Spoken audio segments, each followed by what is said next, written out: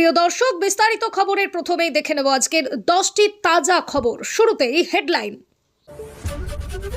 চোখের জল ছাড়া কিছুই দেওয়ার নেই, মুর্শিদাবাদ দুর্ঘটনায় স্বজনহারাদের পাশে অভিভাবক শুভেন্দু। হাইকোর্টে ফের ধাক্কা, অভিষেকের মিলল না সব মামলার সার্বিক রক্ষা কবচ। স্তন খামচে বেধড়ক মেরেছে ককরোচ সমর্থকরা, বিস্ফোরক দাবি অভিজিৎকে কালীছড়া মহিলার। কেন তড়িঘড়ি মমতার হাত ছেড়ে বিজেপির সঙ্গে সন্ধি, গোপন বৈঠকে মুখ খুললেন বিদ্রোহী তৃণমূলরা। ছেড়ে ফেলতে চাইছেন মমতা। সমাজের স্বার্থের ঊর্ধ্বে কিছু নয়, বার্তা মোদীর। নিট প্রশ্ন ফাঁস কাণ্ডে ফাস্ট ট্র্যাক কোর্ট গঠন করে বিচারের আশ্বাস প্রধানমন্ত্রীর। ছাত্র বিক্ষোভে উত্তাল যন্তর মন্তর, সকাল থেকে বন্ধ দিল্লির 16টি মেট্রো স্টেশন, কি কারণ দেখালো কর্তৃপক্ষ। সংসদের অধিবেশনে শুরু হতেই প্রশ্ন ফাঁস কাণ্ডে লোকসভায় উত্তেজনা, 12টি পর্যন্ত মুলতবি অধিবেশন। যাত্রীদের জন্য সুখবর, এবার থেকে ভোর 6টায় মিলবে মেট্রো। শেষ মেট্রো ছাড়বে কখন, কোন কোন লাইনে? ভোটে যদি হারাতে না পারি, পুষ্পার থেকেও খারাপ অবস্থা হবে, এবার অভিষেককে বড় চ্যালেঞ্জ শুভেন্দুর। প্রিয় দর্শক, এতক্ষণ শুনলেন সংবাদ শিরোনাম, এবার আসছি বিস্তারিত খবর নিয়ে। গত শুক্রবার অর্থাৎ 17ই জুলাই মুর্শিদাবাদের কর্ণসুবর্ণে ঘটে গিয়েছে ভয়ঙ্কর দুর্ঘটনা। পুলকার ও সাইকেলের ট্রেনের ধাক্কায় মৃত্যু হয়েছিল 4 শিশুসহ 5 জনের। আজ বৃহস্পতিবার মৃতদের পরিবারের সঙ্গে দেখা করতে কর্ণসুবর্ণে গেলেন মুখ্যমন্ত্রী শুভেন্দু অধিকারী। এদিন সভামঞ্চে ওঠার আগেই সোজা তিনি চলে যান স্বজনহারাদের কাছে, কথা বলেন, আশ্বাস দেন সব সময় পাশে থাকার। এরপরই মুখ্যমন্ত্রী বলেন, চোখের জল ছাড়া আমার ব্যক্তিগতভাবে দেওয়ার কিচ্ছু নেই, তবে আমার পক্ষে যা সম্ভব আমি করব। তবে রাজ্যের তরফে মৃতদের পরিবার পিছু 5 লক্ষ টাকা করে অর্থ সাহায্য ঘোষণা করা হয়েছে। আহতদের দেওয়া হবে 1 লক্ষ টাকা। বৃহস্পতিবার দুপুরে মুর্শিদাবাদের কর্ণসুবর্ণ যান মুখ্যমন্ত্রী শুভেন্দু অধিকারী। সভাস্থলে পৌঁছে প্রথমেই স্বজনহারাদের কাছে যান তিনি। তাদের সঙ্গে কথা বলেন, কি সমস্যা, কি অভিযোগ তা জানতে চান। সাধ্যমতো প্রত্যেকের পাশে থাকার আশ্বাস দেন। এরপর মঞ্চ থেকে তিনি বলেন, ছোট ফুলের মতো বাচ্চাগুলো যেভাবে দুর্ঘটনার শিকার, দুঃখ প্রকাশের ভাষা নেই। অর্থ নিয়ে এই ক্ষতিপূরণ হয় না, তবে সরকারের দায়িত্ব রয়েছে, সরকার তা পালন করেছে। আমার ব্যক্তিগতভাবে চোখের জল ছাড়ার কিছু দেওয়ার নেই, তবে রাজ্য অর্থ সাহায্য করছে।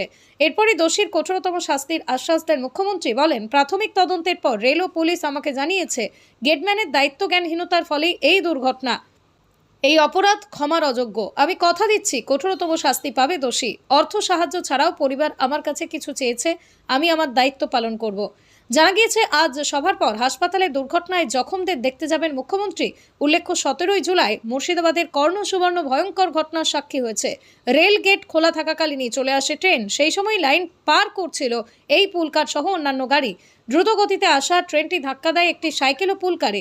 মৃত্যু হয় 5 জনের, জখম বেশ কয়েকজন। এরপরই জানা যায়, নেশাগ্রস্ত থাকায় রেলগেট বন্ধ করতে ভুলে গিয়েছিলেন গেটম্যান। ঘটনার দিনেই তাকে সাসপেন্ড করা হয়। বহরমপুর থানার পুলিশ গ্রেপ্তার করেছে তাকে। হাইকোর্টে ধাক্কা, তৃণমূল সাংসদ অভিষেক বন্দ্যোপাধ্যায়ের মিলল না সার্বিক রক্ষা কবচ। বিচারপতি সৌগত ভট্টাচার্যের প্রশ্ন, অভিষেকের তো রক্ষা কবচ রয়েছে, আবার কি প্রয়োজন? তৃণমূল নেতার আইনজীবী কপিল সিব্বল জানান, রক্ষা কবচ আছে একটা মামলায়।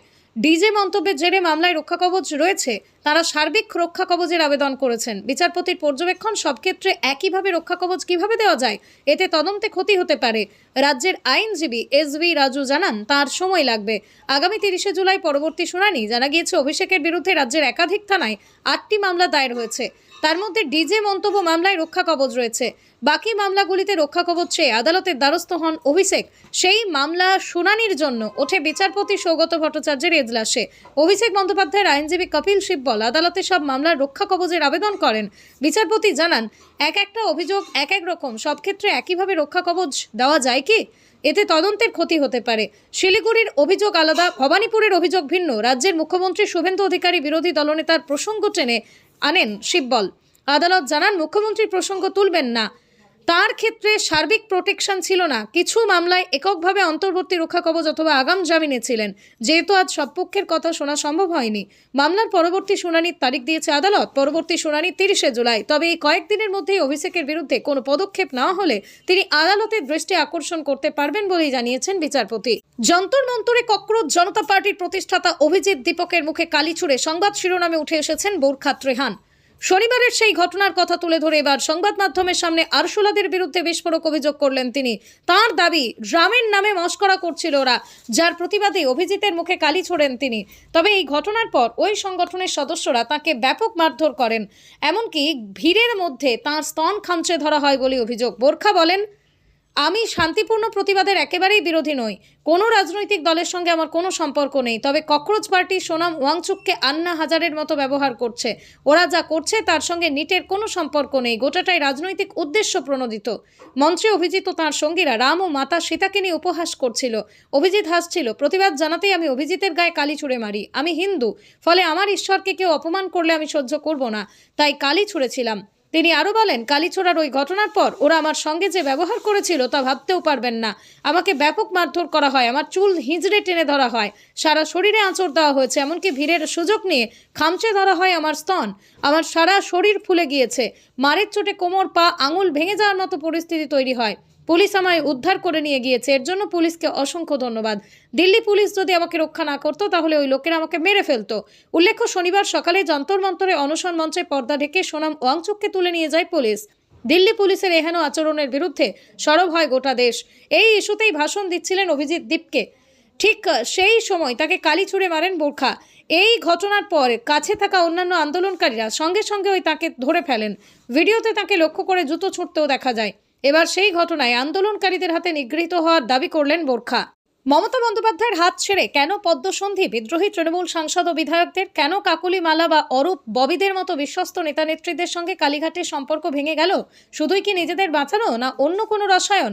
নিচুতলার দিদি অনুরাগী কর্মীদের এমন নানা প্রশ্নের উত্তরে তৃণমূলের বিদ্রোহী 20 সাংসদ ও 68 বিধায়ক ঘরোয়া আলোচনায় বলছেন, শুধু নিজেদের সুরক্ষা নয়, এলাকার সামগ্রিক উন্নয়ন ও স্থানীয় তৃণমূল কর্মীদের বিজেপি হামলা থেকে বাঁচাতেই ঘুরপথে পদ্ম শিবিরের সঙ্গে সন্ধি করতে বাধ্য হয়েছি। কারণ মুখে এলাকায় লড়াই করতে বললেও বুথ স্তরে তৃণমূল কর্মীদের সুরক্ষা দূরের কথা, হামলা হলে পুলিশি ব্যবস্থাও করাতে পারছেন না তারা।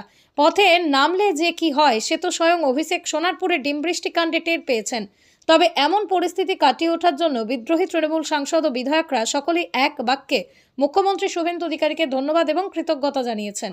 দল হারলেও 2021 সালে বিজেপির এমন ছন্ন ছাড়া হাল হয়নি বলে যারা আসল তৃণমূল শিবিরকে নানাভাবে তোপ দাগছেন, কটাক্ষ করছেন, তাঁদেরও জবাব দিয়েছেন বিদ্রোহী বিধায়করা।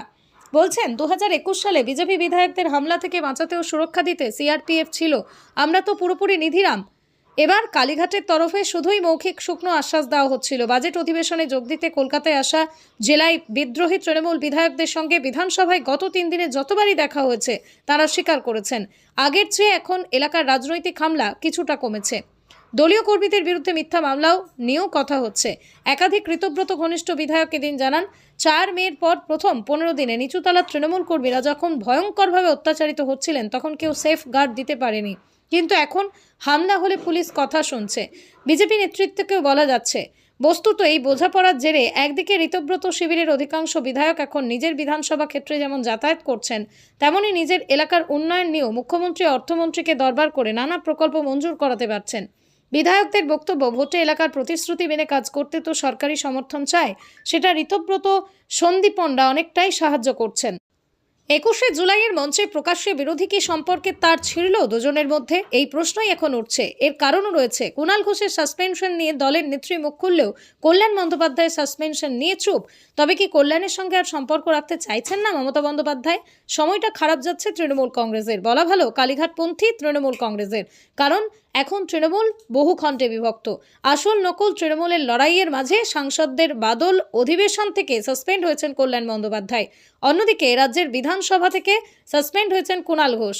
কুণাল ঘোষের সাসপেনশনের কিছুক্ষণ পরই দলের নেত্রী মমতা বন্দ্যোপাধ্যায় এই নিয়ে প্রতিবাদী সরব হন, দীর্ঘ ফেসবুক পোস্ট করেছেন।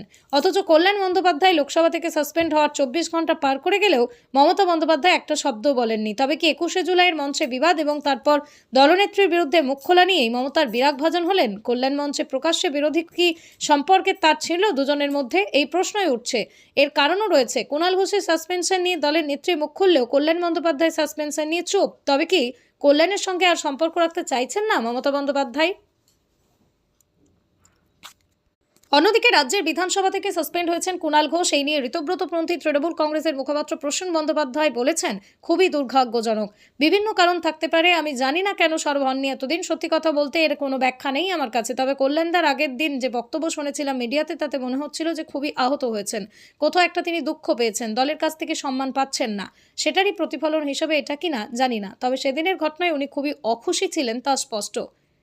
প্রসঙ্গত, বিধানসভা নির্বাচনের ফল প্রকাশের পর যখন সবাই একে একে তৃণমূল কংগ্রেস থেকে আলাদা শিবির তৈরি করছেন, তাতে সামিল হয়েছেন, তখন দলের নেত্রী মমতা বন্দ্যোপাধ্যায়ের পাশেই ছিলেন কল্যাণ বন্দ্যোপাধ্যায়। অভিষেক বন্দ্যোপাধ্যায়ের সঙ্গে বিরোধ প্রকাশ্যে এলেও মমতাকে সেভাবে আক্রমণ করেননি কল্যাণ।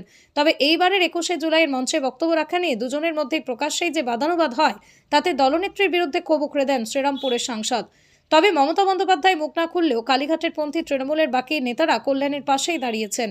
কুণাল ঘোষ গতকালই জানিয়েছেন যে সংসদে কল্যাণ বন্দ্যোপাধ্যায়ের মন্তব্য 100% ঠিক। অন্যদিকে আজ মহুয়া মৈত্র দাবি করেছেন যে কল্যাণের সাসপেনশন অনৈতিক, তাঁর সাসপেনশন প্রত্যাহারের দাবি জানিয়েছেন। তৃণমূলের অন্তরে মান অভিমানের পালা চলতেই থাকে। মমতা কল্যাণের দূরত্ব কি সেই অভিমানেরই অংশ, নাকি সম্পর্কে সত্যি সত্যি ফাটল ধরেছে, তা বলবে সময়। দিল্লিতে ছাত্র আন্দোলনের মাঝে এবার যুব সমাজকে বড় বার্তা প্রধানমন্ত্রী নরেন্দ্র মোদীর। নিট প্রশ্ন ফাঁসের অভিযোগ নিয়ে আগেই প্রধানমন্ত্রী স্পষ্ট বার্তা দিয়েছিলেন, দোষীদের কাউকে রেয়াত করা হবে না। বৃহস্পতিবার সকালে এক্স হ্যান্ডেলে পোস্ট করে আরও একবার সেই আশ্বাস দিলেন তিনি। তার কথায় যুব সমাজের স্বার্থের ঊর্ধ্বে কোনো কিছুই নয়। একই সঙ্গে প্রশ্ন ফাঁসের ঘটনায় দ্রুত ও কঠোর শাস্তি নিশ্চিত করতে ফাস্ট ট্র্যাক কোর্ট গঠনের সিদ্ধান্ত নেওয়া হয়েছে বলেই ঘোষণা করেছেন মোদী। কি লেখেন মোদী? এক্স হ্যান্ডেলে প্রধানমন্ত্রী লেখেন, আমাদের যুব সমাজের কল্যাণ ও ভবিষ্যতের কথা চিন্তা করে তাদের থেকে গুরুত্বপূর্ণ আর কিছুই নয়। প্রশ্নভাসের সঙ্গে জড়িতদের দ্রুত ও কঠোর শাস্তি নিশ্চিত করতে আমরা ফাস্ট ট্র্যাক কোর্ট গঠনের সিদ্ধান্ত নিয়েছি। এই বিষয়ে প্রয়োজনীয় সব পদক্ষেপ করতে সংশ্লিষ্ট কর্তৃপক্ষ ও আধিকারিকদের নির্দেশ দিয়েছি। ছাত্রছাত্রীদের স্বার্থ রক্ষায় আমাদের ধারাবাহিক উদ্যোগেরই অংশ এটি। প্রসঙ্গত, মঙ্গলবারই এনডিএ বৈঠকে নিট প্রশ্ন ফাঁস নিয়ে কড়া বার্তা দিয়েছিলেন প্রধানমন্ত্রী নরেন্দ্র মোদী। নিট প্রশ্ন ফাঁস কাণ্ডে জড়িতদের বিরুদ্ধে কঠোরতম শাস্তির সওয়াল করেছিলেন তিনি। একই সঙ্গে প্রধানমন্ত্রী বার্তা দেন, প্রশ্ন ফাঁস রোধ করা শুধু সরকারের নয়, সমগ্র দেশের দায়িত্ব। একই সঙ্গে সবাইকে একসাথে একটা নির্ভুল পরীক্ষা ব্যবস্থা গড়ে তোলার আহ্বান জানিয়েছেন, যাতে ভবিষ্যতে কোনো পরীক্ষার প্রশ্ন ফাঁসের ঘটনা না ঘটে। প্রধানমন্ত্রীর স্পষ্ট বার্তা, অপরাধীদের কাউকে রেয়াত করা হবে না। তিনি আরও জানান, কেউ কেউ প্রশ্ন ফাঁস ইস্যুতে রাজনীতি করছেন, পড়ুয়াদের স্বার্থ সুরক্ষায় কোনো গাফিলতি বরদাস্ত করা হবে না। এদিকে বুধবারই জেপি নাড্ডা জানিয়েছিলেন, প্রশ্ন ফাঁস নিয়ে সংসদে আলোচনার জন্য প্রস্তুত সরকার। এই বিষয়ে অবস্থান ঠিক করতে আজ বিরোধী বৈঠকে আলোচনা হবে বলেই জানা গিয়েছে। দিল্লিতে 16টি মেট্রো স্টেশন বন্ধ করা হয়েছে 23শে জুলাই বৃহস্পতিবার সকালের জন্য। পরবর্তী নির্দেশ পাওয়া পর্যন্ত এই মেট্রো স্টেশনগুলি বন্ধ রাখতে হবে। নিরাপত্তাজনিত কারণে এই 16টি মেট্রো স্টেশন বন্ধ করা হয়েছে বলে খবর। দিল্লি মেট্রো রেল কর্পোরেশনের তরফে এমনটাই জানানো হয়েছে। বন্ধ হওয়া মেট্রো স্টেশনগুলির তালিকায় রয়েছে Rajiv Chowk, central secretariat, Mandi house, ITO এবং খান মার্কেট। এছাড়াও রয়েছে লোককল্যাণ মার্গ, পটেল চক, রামকৃষ্ণ আশ্রম মার্গ, বারাখাম্বা রোড, সুপ্রিম কোর্ট, সেবাতীর্থ, জনপদ, দিল্লি গেট, ইন্দ্রপ্রস্থ, জোরবাগ এবং শিবাজি স্টেডিয়াম। এই মেট্রো স্টেশনগুলি তবে রাজীব চক, মান্ডি হাউস এবং সেন্ট্রাল সেক্রেটারিয়েট মেট্রো স্টেশনে যাত্রীদের জন্য মেট্রো পরিবর্তন করে নেওয়ার সুযোগ চালু রয়েছে। 23শে জুলাই বৃহস্পতিবার সকাল 7:30 থেকে দিল্লির উল্লিখিত মেট্রো স্টেশনগুলি বন্ধ রয়েছে বলে এক্স মাধ্যমে পোস্ট করে জানানো হয়েছে দিল্লি মেট্রো রেল কর্পোরেশনের তরফে। নিট প্রশ্ন ফাঁস ইস্যুতে আন্দোলন বিক্ষোভের আবহে আজ সকালে 7:30 থেকে বন্ধ রাখা হয়েছে দিল্লির 16টি মেট্রো স্টেশন। যাত্রীদের জন্য নির্দেশিকা জারি করে মেট্রো রেল কর্পোরেশন জানিয়েছে, সকাল 7:30 থেকে দিল্লির এই 16টি স্টেশনে মেট্রো থামবে না। এই স্টেশনগুলিতে ঢোকা ও বেরোনোর পথও বন্ধ থাকবে। বন্ধ থাকা 16টি মেট্রো স্টেশনের তালিকায় রয়েছে লোককল্যাণ মার্গ, রাজীব চৌক, পটেল চৌক, আশ্রম মার্গ, সেবাতীর্থ, মান্ডি হাউসের মতো একাধিক গুরুত্বপূর্ণ স্টেশন। নিটের প্রশ্নপত্র ফাঁসের প্রতিবাদে দিল্লিতে আন্দোলনে ফের তৈরি হলো উত্তেজনা। বুধবার রাতে বিক্ষোভকারী ও পুলিশের মধ্যে বাঁধল ধস্তাধস্তি। আহত হলেন এক এসিপি সহ 4 জন পুলিশ কর্মী। রাত 8:30 নাগাদ টলস্টয় মার্গে বোতল ও পাথর ছোঁড়ায় আহত হন এসিপি বিবেক ভগত। প্রশ্নপত্র ফাঁস একটা গুরুতর সমস্যা। আশা করি সরকার পড়ুয়াদের পাশে দাঁড়াবে বলে উদ্বেগ প্রকাশ করে নিজের মতামত ব্যক্ত করলেন সলমান খান। পড়ুয়াদের বিরুদ্ধে দায়ের করা মামলা প্রত্যাহার করার আশ্বাস পেলে তবেই অনশন প্রত্যাহার করবেন বলেই জানালেন সোনাম ওয়াংচুক।